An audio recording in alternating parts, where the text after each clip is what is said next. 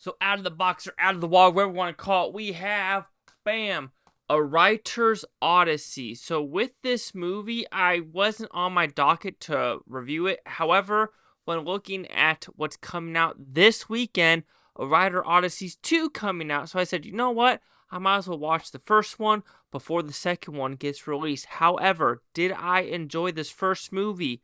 Let's find out.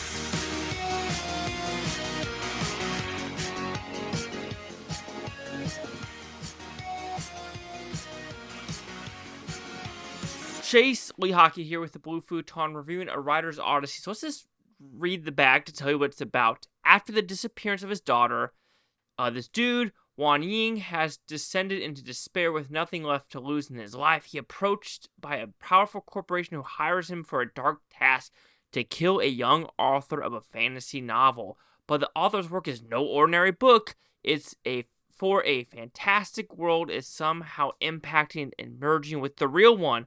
Wang's journey into this realm uncovers hidden secrets and reveals the transformative,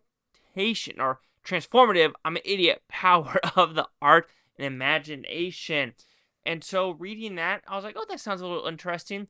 After watching this movie, I don't know if it connects as well if it wants to with the book world and the real world. However, I was entertained with the action set pieces, the action itself, not just set pieces, because the set pieces are the production design, and the overall interesting story about a man in despair trying to find his daughter, and if this journey he's going on truly is all in his mind about finding his daughter, or is it a true thing?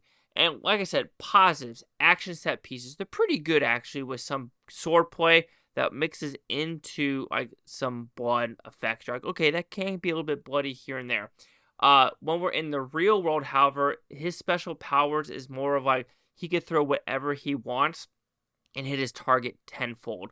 But this powerful corporation is also kind of like an AI-ish corporation where it can like enhance people with some serums and some electricity.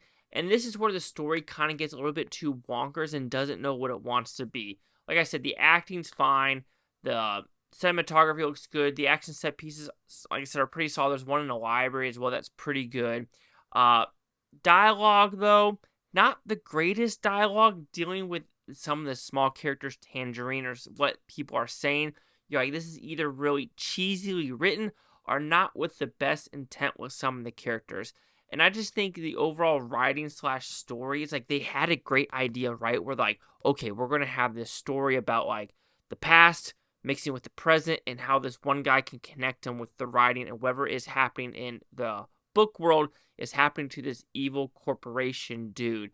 But the connection, I don't know if I'm truly feeling it or seeing the connection of like how this guy could throw rocks, golf balls, and perfect formation pool balls. Oh yeah, that reminds me. There's a pretty cool pool ball fight scene that's like, oh snap, that's really good choreography as well.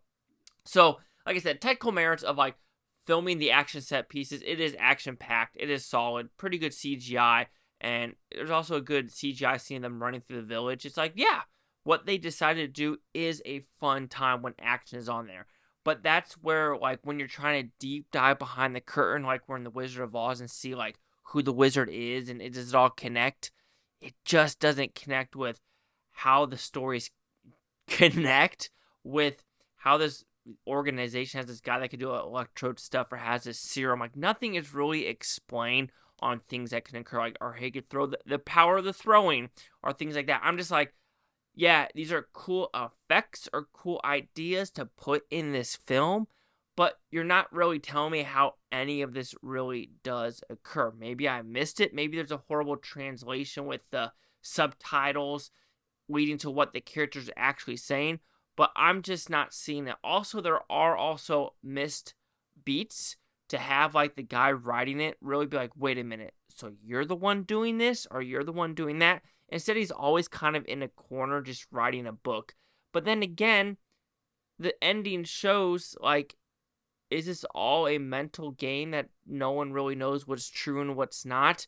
And I think that's really frustrates me because it is an hour and 10 minute, 2 hour and 10 minute film, and the pacing is perfect. I mean, it is zoom, zoom, zoom, pretty quick set piece, action set piece, next. And switching from the real world to the book world is a very interesting aspect of like what is going on here and what correlates to the real world.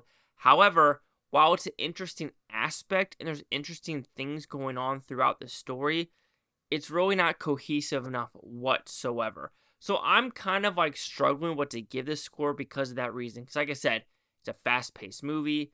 It works if you shut off your brain, if you don't think about it, because when the action set pieces do come along, they're fun, they're hip, they're vibrant, and you're really intrigued with what is in this book world. But when you get to the real world, you are interested in him trying to find his daughter Tangerine, but just connecting them, it's so hard to like connect. So a writer's Odyssey will receive a 3 out of 5 with Futon, equals at 60%. So what do the critics and news scores gave this one? So you have critics giving it a 93% with 14 of them. Audience score is 75% with over 50. No critic consensus. I'm curious of why they gave it a positive, a 6 out of 10 for me, 2.5 out of 4. So none of them are like really, really high faults, but people are saying it's an ambitious epic that, you know, you just got to turn off your brain. I agree with the same way. Maybe I just missed plot holes. Maybe I just missed some of the plot explanations.